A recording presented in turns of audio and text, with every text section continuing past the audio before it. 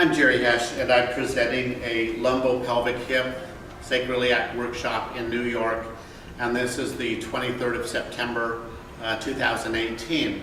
And this is a pattern I discovered quite some time ago. It's not in the body of literature, and it involves a posterior rotation of the left pubic bone, and it's the lower pubic bone. So there's a transverse axis through the upper pubic bone, and the pubis rotates posteriorly, so there's symmetry in the upper third of the pubic bone, there's symmetry in the middle third, and in the lower third, the left pubic bone is more posterior, okay?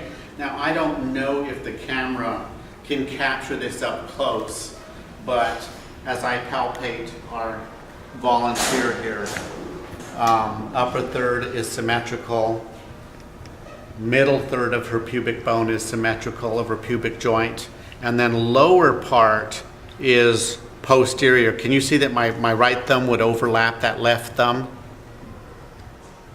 Okay, I think you can see that. And did you have a birth trauma, or are you aware of having injured your pelvic structure? I wasn't aware of any of that. No. Not aware of it. Mm-hmm. Didn't you say you felt a little asymmetrical or something?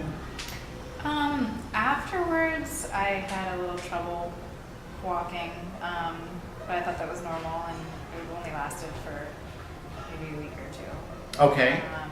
But I continued to have pain in the left side of my lower pelvis. Okay. So, And how recently have you had that? the pain? Yeah. Like today. Today, you had some pain in the lower pelvis. Yeah. Okay, yeah. very good. If I sit for too long. Yes, you said if you sit too long, you if get I pain. sit too long, it usually hurts. Yeah. That's right. That's right.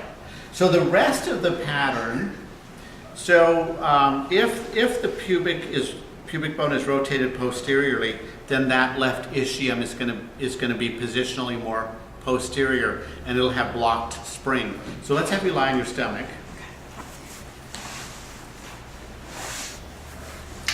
So on her right ischium, the left ischium is more posterior towards the ceiling, and I don't know if you're going to be able to capture that or not, but from my perspective, it's very obvious.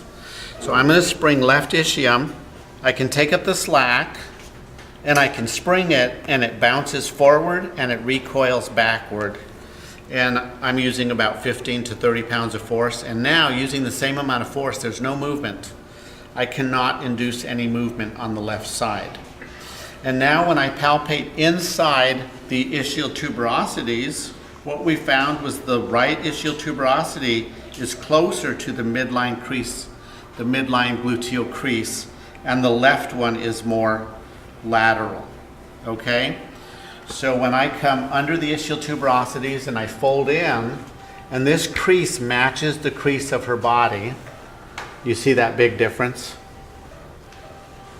So this is what we call a left lower windswept pelvis. All the palpation of the upper pelvis in supine and in prone is symmetrical. She has symmetry of the upper pelvis and symmetry of mobility when I spring test the upper pelvis. But when I come down to the lower pelvis and I try and spring the ischial tuberosity medially, there's no give. And when I spring the right one laterally, I cannot move it. I cannot take up the slack, so I cannot spring it. And the reverse of that is true. When I try and spring the right ischial tuberosity to the left, it doesn't move. And when I scoop inside the left ischial tuberosity, I cannot take up the slack laterally, and I cannot spring it. The other thing we find with this pattern is when we isolate the coccyx, so I land on her sacrum and I drop my middle finger and I feel the lower coccyx. I come with my index finger on both sides and I lift up. And you can see that my left finger is higher towards her left ear. And that represents a left side bend of the coccyx. So here's the tip of the coccyx, and there's transverse processes on that upper coccygeal segment. So when it side bends to the left, the tip comes over to the left, and now we have a deeper sulcus on that left side. Okay? So we're going to treat her, and I will demonstrate all of the treatment while we're still filming. Okay? Lie on your back. I'm going to take this foam roll and I'm going to put it under the ischium, and your legs will go out straight. And we'll do that for 5 minutes. Okay? 3 to 5 minutes. Then we'll take that out and we'll double check the pubic bone and make sure it's straightened out. Okay?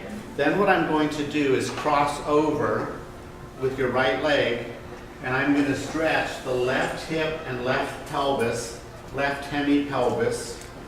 I'm going to bring it over to the right. So we will do this passive stretch for 2 minutes. Then I will do a passive stretch of the right hip, stretching your adductors, stretching that hemipelvis over to the right, and I'll do a little bit of traction with that stretch. Okay? Then I'll have you lie on your stomach.